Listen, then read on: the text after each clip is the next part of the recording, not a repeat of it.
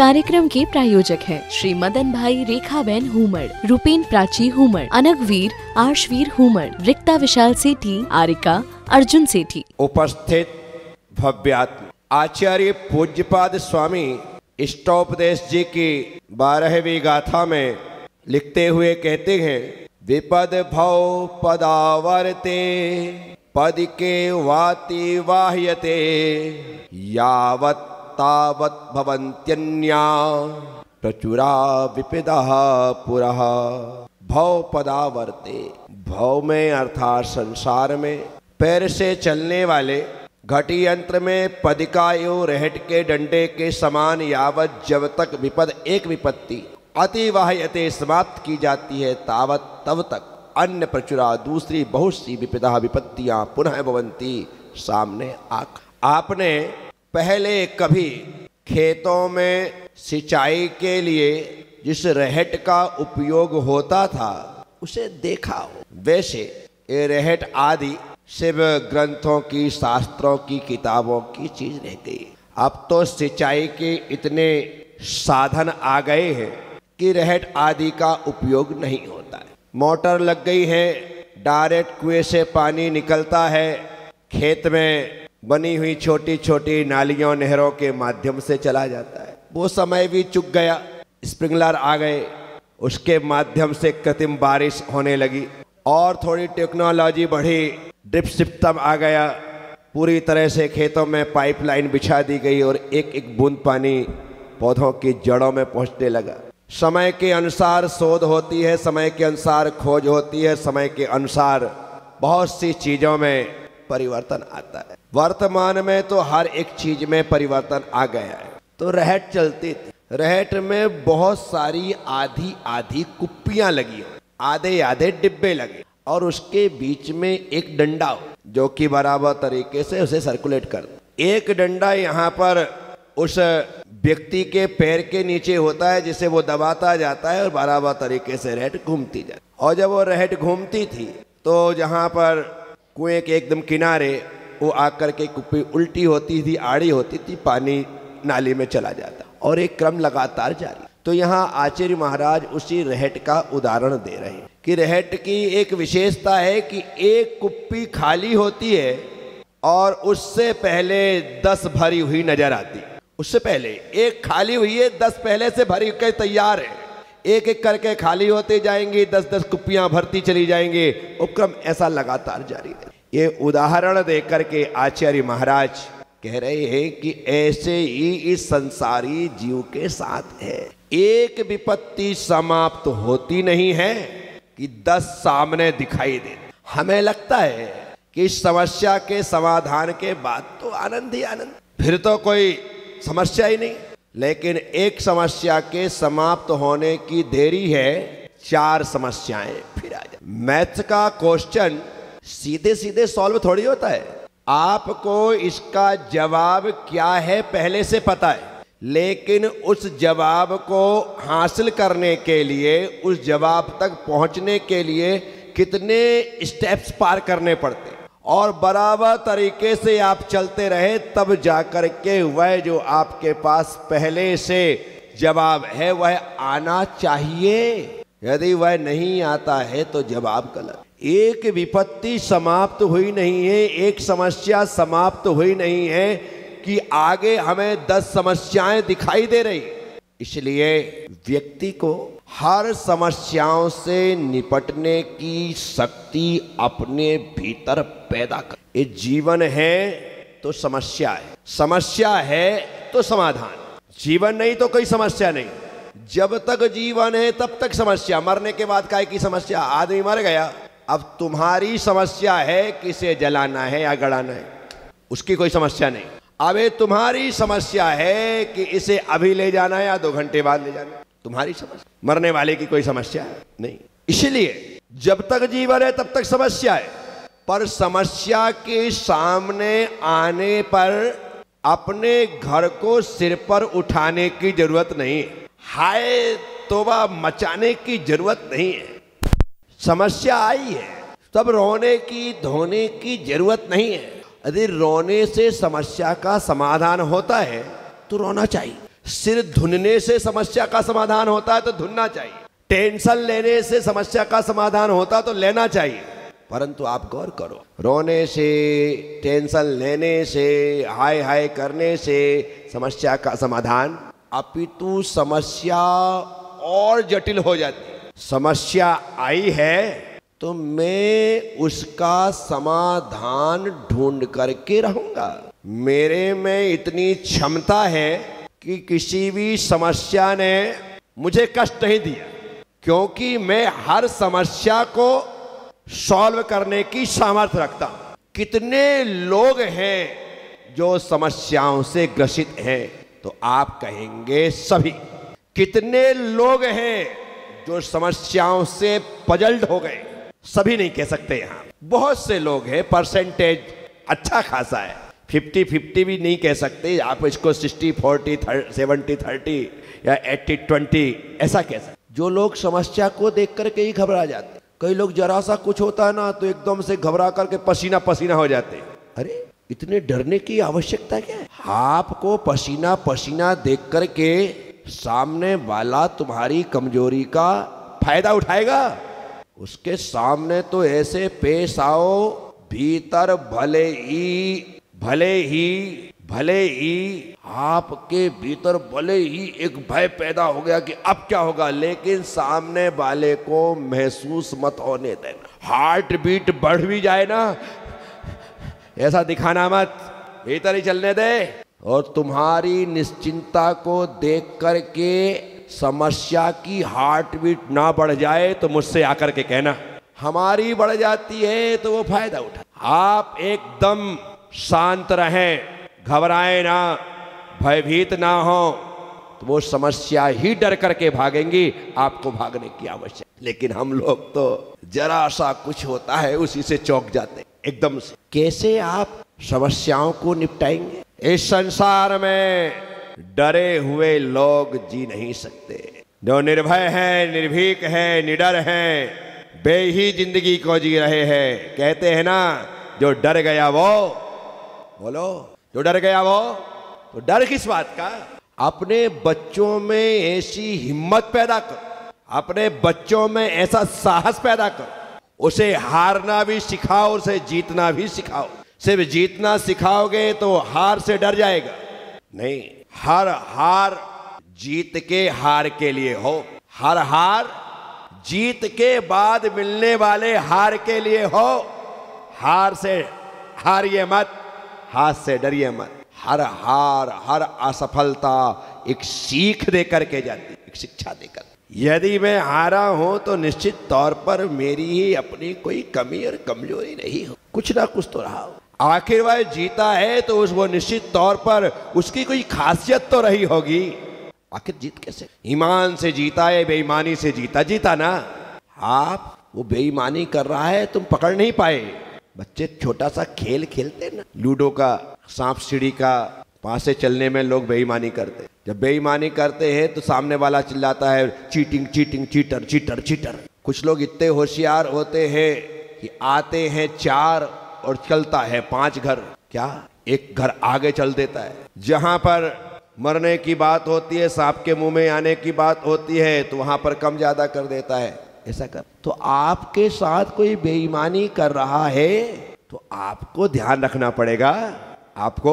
अन्यथा आप बाद में कहोगे तू तो बेईमानी से जीत गया। हाँ जीता बेईमानी से, पर तूने ध्यान क्यों नहीं दिया? हमारा भी ये दायित्व। तो आप यदि कभी किसी खेल में हार जाते हैं, जिंदगी के खेल में हार जाते हैं, निराश मत होइए, फिर से तैयार हो जाइए। अब्राहम लिंकन जिंदगी के सभी चुनाव हारते, लेकिन निराश कभी नहीं हुए। हर चुनाव हारे। छोटा स्कूल में छात्र संघ का चुनाव से प्रारंभ किया अपने राजनीतिक जीवन की यात्रा, वहां से हारना प्रारंभ किया, जिंदगी की आखिरी तक हारते रहे और जीते तो वह चुनाव जीते कि अमेरिका के राष्ट्रपति बन गए। पहले से यदि हार का डर, भय भीतर पैदा हो जाता तो क्या वो अमेरिका के राष्ट्रपति बन पाते? उन्हें हर हार ने आगे बढ़ाया, हर हार ने आगे बढ़ना सिखाया। तो मैं कहता हूं, अपने बच्चों को सिर्फ जीत का ही स्वाद मत लगाओ। वो कभी हारते हैं तो बच्चों से कहना, बेटा जीत का तो मजा लिया है, लेकिन हारने के बाद फिर जीतने का मजा जो होता है वो अद्भुत होता है, वो अद्भुत खुशी देता है।